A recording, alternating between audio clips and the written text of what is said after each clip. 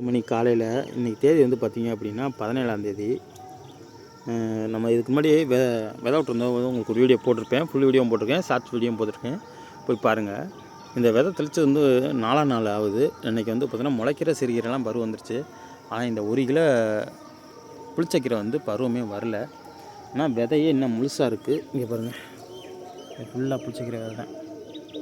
இது இருக்கிறது பூராமல் புளிச்சக்கீரை விதை தான். இது எல்லாமே புளிச்சக்கீரை விதை. இங்கே பக்கத்தில் காமிக்கிறேன் போது இங்கே இருக்கிறதெல்லாம் புளிச்சக்கீரை விதை தான். இந்த மாதிரி ஃபுல்லாகவே புளிச்சக்கீரை விதை. இன்னும் எந்த ஒரு பருவமும் வரல. ஆனால் இதுக்கு பில்லு வந்துருச்சு. இந்த வல்கை கீரை அப்படின்னு சொல்லுவாங்க பார்த்தீங்களா, அந்த பில்லு வந்து நிறையா வந்துருச்சு. ஆனால் விதை முளைக்கலை. இப்போ இது என்ன செய்ய போகிறேன் அப்படின்னா, அடுத்து இதை கொத்தி விட்டு, ஏன்னா இதே ஒரு சந்தேகத்தில் தான் நம்ம தெளித்து விட்டோம். இப்போ அப்படி வரலங்கும்போது நம்ம வேறு தான் பார்க்கணும்.